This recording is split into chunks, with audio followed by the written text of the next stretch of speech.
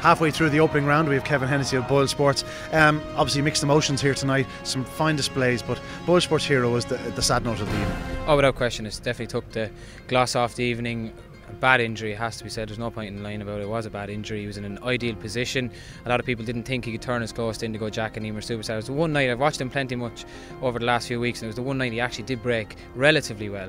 He was in an ideal position. He was just hitting the front off the second bend, and well, that's greyhound racing, but it's a sad note to kick off the competition with anyway. Of course, and one of the stars of the competition gone now.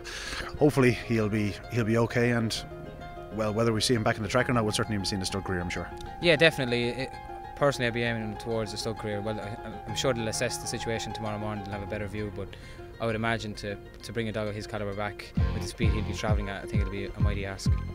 Right, we'll go through these heats very quickly. First heat tonight, the two British runners were the top two in the market, but it was Global Chariot who ran well and did run well to win the first race. Of course, this is only his 5th career start. That's it, exactly. He's only had the 4 career starts. I didn't know much about him. He had a decent Waterford form. He came up to Shelbourne Park on his first run last week, and he showed good pace, but he didn't show that he was going to beat Droopy's Norris, in my opinion. It was a surprise winner to kickstart the car, but he was very gutsy, and he's an impressive dog, and he could be one at a big old price to keep an eye on as the competition progresses, because Droopy's Norris did challenge down the back straight, and Global Chariot, you'd have to say, stuck to his guns very, very well and was a deserving winner of the opener. Of course, with Droopy's Norris, we do know he is a bit of hit and miss. If he'd hit it tonight, he'd have gone close himself. Oh, without question, he was the favourite for the right reasons. He ran very, very well as well. You've got to give him credit. It was his first race around Shelbourne Park, and he challenged into the third bend. He showed his good back straight pace. He stayed on stoutly as well, and if he can book up at the boxes, he'd be one to keep an eye on too. Of course, we've already touched upon Boylesports hero. That race going to Emer Superstar tracked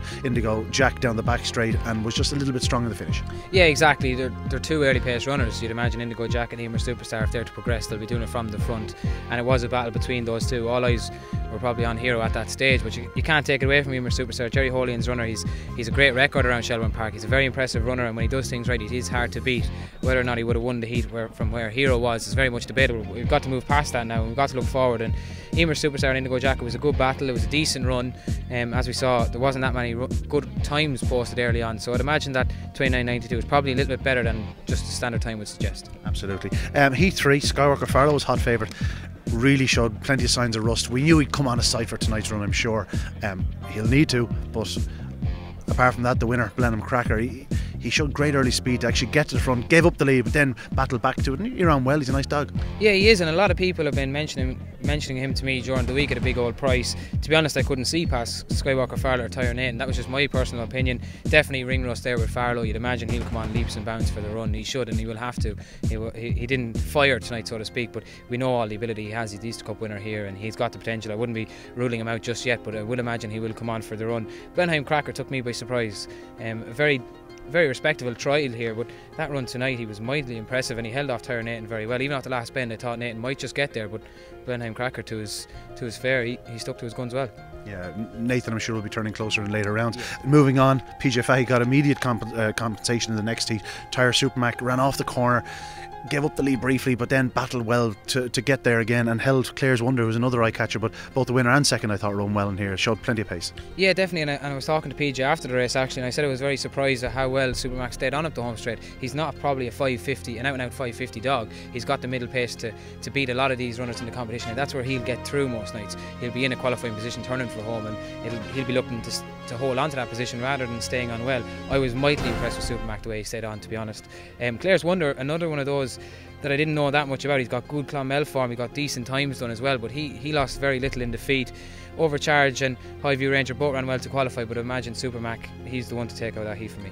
We'll charge on to the 5th race, Heat 5, Paradise Maverick, too strong in the finish, came through to beat Ivy Hill Prince. Kerry King actually ran quite well in third after missing the kick. The first, second and third will progress again, I'm sure. Yeah, you'd imagine so. The top 3 there are ones that you'd imagine will go a couple of rounds. I fancy Paradise Maverick, to be fair. I know he's not an out-and-out starter, but I just thought that 2 wouldn't be the quickest away as well, and Cry King would focus on Carlow in 4. There was always the possibility of a bit of trouble there. Cry King didn't get that much trouble at the start, but he didn't come out.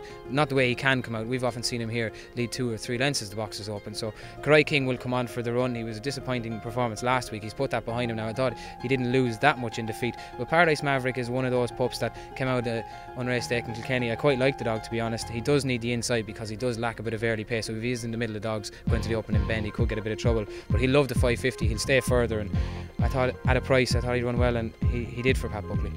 Moving on, we'll go quickly on to the next heat, Fiery Splendour and Kisses for Clodagh. This is a great battle, and in the end it just came down to the nod. It did, it just came down to the nod. And I imagine Fiery Splendour, with the racing he's got under his belt, I think that's what won it for him in the end. Kisses for Clodagh, what a performance for a greyhound who's only had 19 starts in his career. He was once touted as an English Derby winner in the making. It's gone completely wrong. He's been injured every time he seems to go to the track. Something else seems to pop up.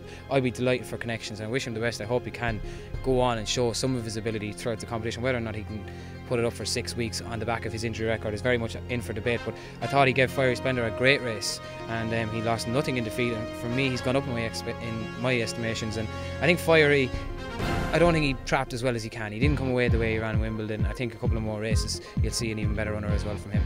7th race, they had water at the track just before this. It was quite noticeable, and the early pace of Kippers Hussein proved pivotal. He ran well. I think Pat Buckley and his team got a few quid out of this fella. I just get that impression the way they were shouting him home. Yeah, exactly, and it kind of stood out, to be honest. I know it's easy saying that now, and it's the one thing that I came down to in the race. I looked at a lot of these runners and I couldn't really split them, but the one thing that stood out here was Kippers Hussein as early. You wouldn't put Skywalker Legend or any of the rest of them down for having early pace, and I think that's the reason they fancied him so much. He came out like a light, and once he came out like that, it was race over really, because there was a lack of an out-and-out early pace runner in the race. He was able to dictate from the front. I thought it'd be the fastest runner of the night. It didn't prove to be with the last heat there, but Kippers Hussein for sure went into plenty of notebooks there with that performance tonight. Moving on, Millridge leader, showed good early speed. Cabra Book perhaps starting to show signs of age. He looked a bit lead-footed up to the corner. He stayed on well and ran well in defeat in 3rd spot, but Millridge leader won from St Anthony, who ran on well, but Millridge leader the one to take out of the race. Without question, and this is a dog that I was really, really impressed with in Tralee. I hadn't heard much of him, to be honest, I'm not going to lie, I hadn't heard anything of Millridge leader. Went down to Tralee for the Boylesports Race of Champions, and he ran in the semi-finals, and he ran behind Ballymacvick on that occasion, and I remember seeing him and thinking, he ran very, very well, really, really well. He stuck to his game well. He took a little bit of a bump, and he stayed on stoutly. From Mossy O'Connor, he's in shrewd hands, and I think Mossy has one on his hands that will surprise plenty. He's one that you would want to avoid in the next round, because he starts, he stays, he will stay wide. You'd imagine he should steer clear of trouble, and he's definitely one to keep a close eye on. Cabra Buck, he ran in Dundalk on the international night when I was up there, and he broke like a light on that occasion, and there was 400 dogs just coming back to him, and that for me was a telltale sign. He was an odds-on favourite here tonight. I just think you're right. I think it is just catching up with him. He's got that brilliant early pace, but even to the corner tonight, you could see them when they were catching him. And if that's the case, I think Cabra Buck might just struggle a little bit, because if he can't lead, he will be under pressure. Ballymacvick was hot favourite in the ninth race. Completely missed the Kick to Champion Stakes winner, and actually ran quite well to finish 3rd. But we have to give this one to Whizzing Archie. Ran well as a reserve in Trap 2, and had won here recently in a good time. But ran well to beat Jack's Ace, who's still trying to get that second win in his card. Yeah, Jack's Ace, I thought was going to win after the way he left the boxes. He's a dog that has had problems in the boxes in recent weeks. He's turned in traps for Francis O'Donnell. That's just a bit frustrating with Jack's Ace. And when he left the boxes, I thought, here we go, he'll do a run tonight, because he clearly has serious potential. But what can you say about Whizzing Archie? A couple of times he looked like he was beat in the reserve. He just stayed on and he kept finding. Ballymacvick is that nothing in defeat. We all know that when he leads, he's a different greyhound. He got a bit of bumping going to the bend. Things just didn't fall his way. It's the early rounds, and I'm sure Liam Dowling will have something else for Ballymacvick come the latter stages. I can still see him being involved. I wouldn't rule him out yet. He's got great guts and he's got great early pace, and he loves it here. So I wouldn't rule out Ballymacvick, but I've got to say the reserve surprised me. One for the Layers in Heat 10, Ravenswood May, available at big prices. She flashed out, was never going to be touched. Yeah, you have to say she's got good form. Her last performance around Harold's Cross was very, very good for any greyhound, whether it be a bitch, and she's coming up in grade from A3 recently. So like, you've got to take Ravenswood May as an improving bitch. She's only had that was only her 9th race there tonight. She ran really, really well. Raheem Boy Kilkenny, regular so to speak. I was delighted to see him get through. I was disappointed with She's a Terror, never got into the race at all. I quite fancied her tonight. I thought she might just give one of her better performances. Just wasn't meant to be. It was good money for Rocky Domain all week. He got a lot of trouble. Unfortunately, he's gone out now, but I know plenty of people have fancied him. But you've got to say Ravenswood May, she was quite impressive there tonight. And Vimmerby, a dog who's really raced his game in the last month and a half, he was very impressive in the last race. Talking to Johnny Cavan after the race, he said he hadn't been out of his kennel since the Champions Stakes. He was feeling a little bit, but didn't run like it tonight. 29.66, and he set the standard.